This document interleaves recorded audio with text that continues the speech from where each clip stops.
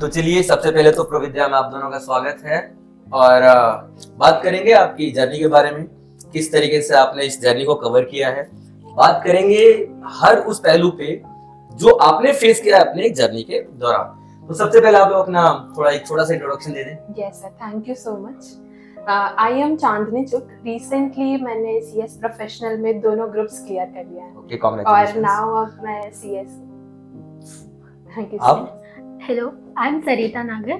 Recently अभी मैंने professional का फर्स्ट ग्रुप क्लियर किया है। एक ही ग्रुप दिया था और वो क्लियर हो गया इन वन को। मतलब एक ही दिया है और वो और क्लियर हो गया, मतलब दूसरे में आपने चांस नहीं लिया, हाँ, वरना वो भी थोड़ा क्लियर हो डर जाता। लगता था मुझे कि कैसे हो पाएगा दोनों एक साथ। अदरवाइज मैं थोड़ी देर बाद 2 सीए से बात कर रहा होता। For sure. चलिए, तो आपने बेसिकली जो अपनी जर्नी शुरू की थी, आप लोगों ने कहाँ से शुरू किया?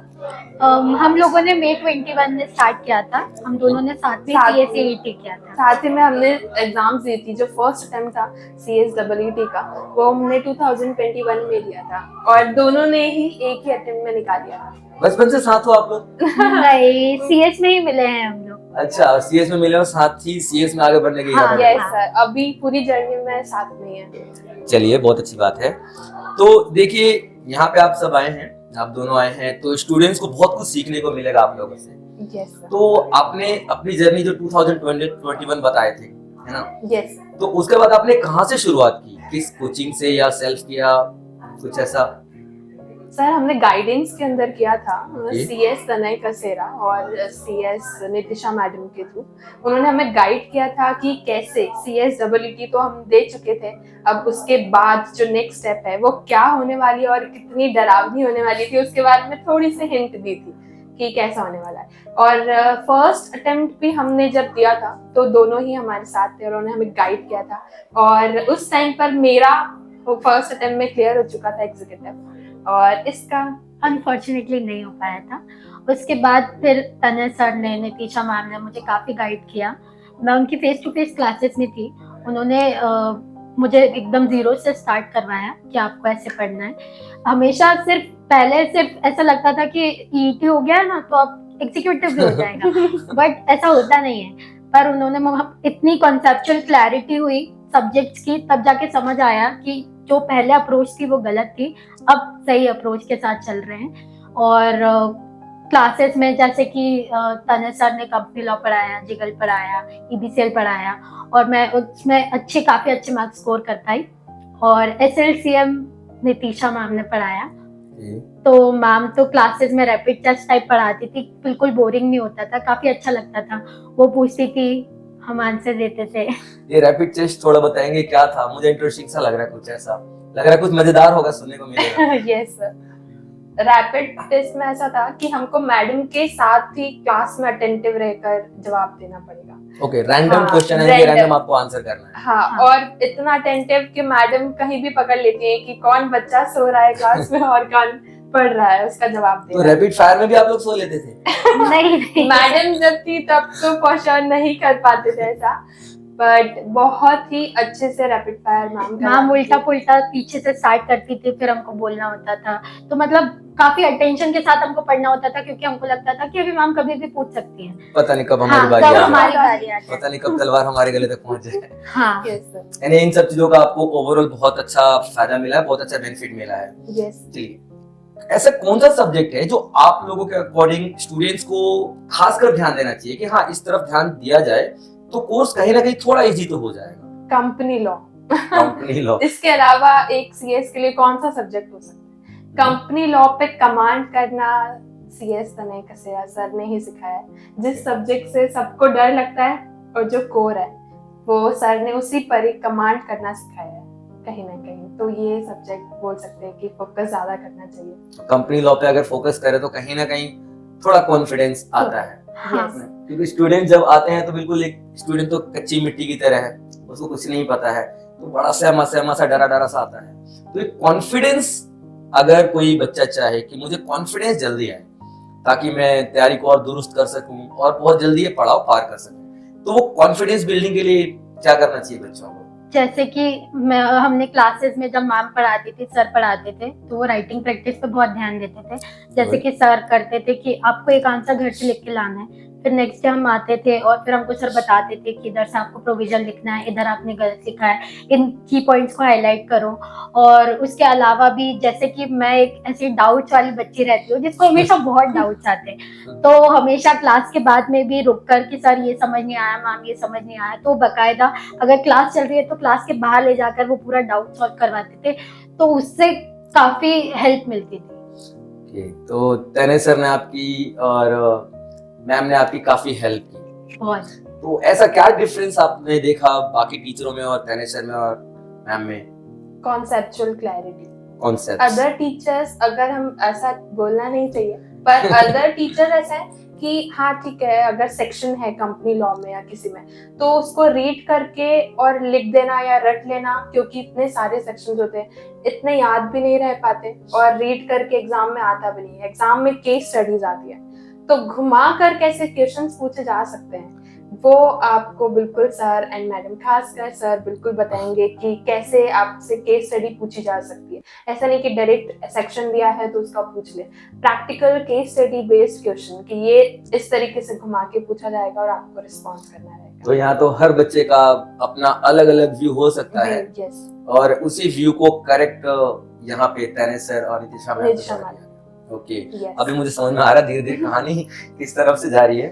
चलिए, अच्छा एक और बात कि जब आप लोग धीरे धीरे इस सीक्वेंस में आगे बढ़ रहे थे, तो आपका एक एक लेवल एक्टिविटी फाउंडेशन के बाद धीरे धीरे आप लोग आगे जब बढ़ रहे थे, तो ऐसा कौन सा, मतलब यूं कह लीजिए जैसे कि कंफ्यूजन है बच्चों को, या यूं कह लीजिए कि ऐसी कौन सी चीजें जो नहीं करनी चाहिए तो आपने बताया ऐसा नहीं करना चाहिए, ऐसा क्या है जो नहीं करना चाहिए, ऐसा क्या है जो बच्चे को कहीं ना कहीं डिमोटिवेट कर देगा वो चीज? मेरे अकॉर्डिंगली तो मैं अगर ऐसा बताना चाहूंगी कि पास होने के लिए तो आपको डेली रिवीजन करना चाहिए। कुछ बच्चे ऐसा करते हैं कि अरे यार हो जाएगा, कर लेंगे, एग्जाम के टाइम पे वो 1 महीने पहले 16 घंटे पढ़ रहे हैं, 18 घंटे पढ़ रहे हैं, उस बच्चे का क्या जो पिछले 6 महीने से रेगुलर पढ़ रहा है। तो ये बहुत बच्चे लैग करते हैं कि उनको डेली रिविजन करना चाहिए, डेली अच्छे से रिवाइज करना चाहिए, पढ़ना चाहिए, टाइमली कोर्स कंप्लीट करना चाहिए। बच्चों का कोर्स टाइम से नहीं हो पाता है तो उनको बहुत प्रॉब्लम आती है क्योंकि उनके पास रिवीजन का टाइम नहीं बचता है। तो इस एक लिंक बनी होनी चाहिए। हाँ, study consistency is the key कि आप कॉन्फिडेंस, यानी कि अगर एक लाइन में कहें क्या नहीं करना चाहिए तो कल पे नहीं छोड़ना चाहिए। हाँ एग्जैक्टली, आप आज है उसको आज ही आप खत्म कीजिए, एक टारगेट लेके चलिए, डेली टारगेट और उस पे अपना जी जान लगा दीजिए, कुछ ऐसा ही।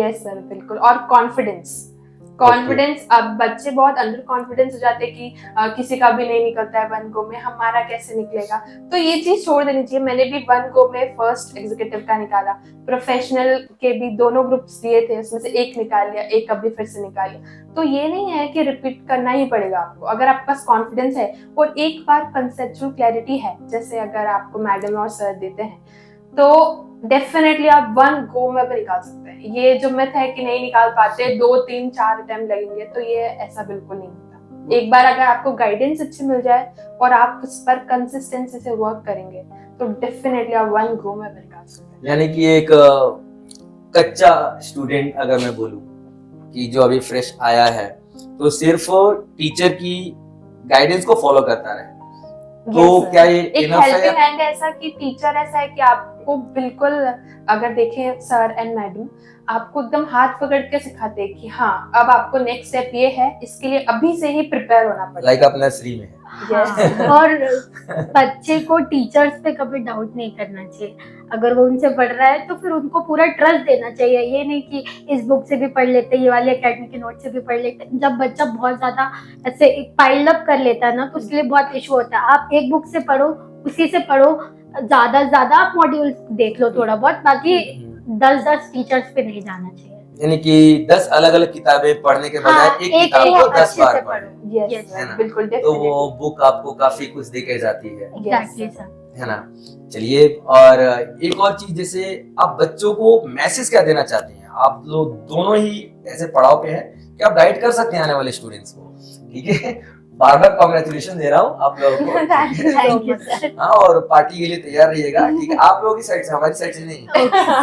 ओके सर, आप लोग हमें ही देनी चाहिए कि जितना आप लोगों ने सपोर्ट और गाइड किया है उस अकॉर्डिंग तो बिल्कुल ये तो आप लोगों की मेहनत है, ठीक है। नहीं सर, बट मेहनत के साथ एक सपोर्टिव हैंड होता है, एक गाइडेंस होती है, तो कहीं ना कहीं हमें कॉन्फिडेंस देता है कि यार हमारे लिए वो बैठे हैं जो होप लगा के कि यार हमने सिखाया, कर लेंगे बच्चे। और आज अगर मेरा दोनों ग्रुप भी हुआ है तो कहीं ना कहीं हाथ जो है वो फैकल्टी टीचर का होता है। कहीं ना कहीं टीचर और स्टूडेंट दोनों मिलकर दोनों एक मिलकर बेहतर करते हैं। भविष्य हाँ। तैयार करते हैं। ना ही सिर्फ अकेले स्टूडेंट कर सकता है कि बुक ले ली रीड करके, या फिर जो बुक में दे रहा है बस उसको समझ के कर ले। जो नॉलेज प्रैक्टिकल चीजें हैं वो एक एक्सपीरियंस्ड और अच्छे टीचर ही दे सकते हैं। तभी हम यहाँ पर बिना लिख के पहुंच गए और एंड स्टेज है। हम मेरी तो एंड हो गई, आपका तो पर जर्नी अभी दूसरी जर्नी स्टार्ट होगी। बिल्कुल मुझे सर और मैडम ने कहा है कि इसमें भी आपको सपोर्ट करेंगे। अरे बिल्कुल करेंगे, क्यों नहीं। टीचरों का काम ही होता है स्टूडेंट्स को आगे बढ़ते हुए देखना और आगे बढ़ने में हेल्प करना, सपोर्ट करना। अभी नई एक नया शुरुआत करने जा रहे हैं आप, एक अभी प्रोफेशनल हो चुके हैं आप, ठीक है, तो डेफिनेटली आपको बहुत कुछ अभी देखना है, सीखना है। उन सब में भी आपके टीचर्स आपके साथ ही रहेंगे। Yes sir. तो अभी जो स्टूडेंट्स को एट द एंड आप कोई छोटा सा मैसेज देना चाहे।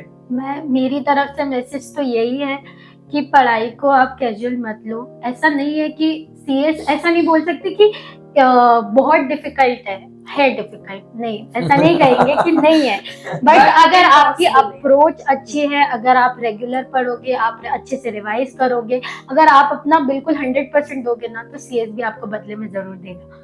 वो भी आपको उतनी सक्सेस मिलेगी। मैं जब पहली बार क्लियर हुआ था तो मुझे नहीं लगता था कि मैं कर पाऊंगी, बट जब हुआ ना तो मैंने अपनी मेहनत और अपने हार्डवर्क से किया। तो बस वही कि मेहनत करो, सही गाइडेंस लो, तो आपका भी हो जाएगा। और सीएस मैडम ये सर कंसिस्टेंट बिल्कुल रहना, अपने आप पर विश्वास करना, और खासकर जो आपको टीचर गाइड कर रहे हैं उन पर भी बिलीव करना कि उनकी भी एक्सपेक्टेशंस हैं आपकी, तो आपको तो करके दिखाना ही है। जैसे सरिता ने कहा वैसे ही आपको बिल्कुल फोकस रहना है स्टडी को लेकर। एक बार जब हो जाता है ना तो जो खुशी है वो एक अलग ही दिखेगी आपके फेस पर। Thank you so much. जैसा कि दिख रहा है, ठीक है, दोनों के फेस पे दिखाई दे रहा है आप लोगों को खुशी, ठीक है। मैं जब से बात कर रहा हूं तब से इनकी मतलब हंसी नहीं रुक रही है, ऐसे ही कुछ। यस बिल्कुल। ठीक है, ये बहुत बहुत धन्यवाद आप दोनों को यहाँ पे Thank you, आने के लिए sir. और स्टूडेंट्स को गाइड करने के लिए, ठीक है। आप ऐसी सफलता की सीढ़ियां चढ़ते रहिए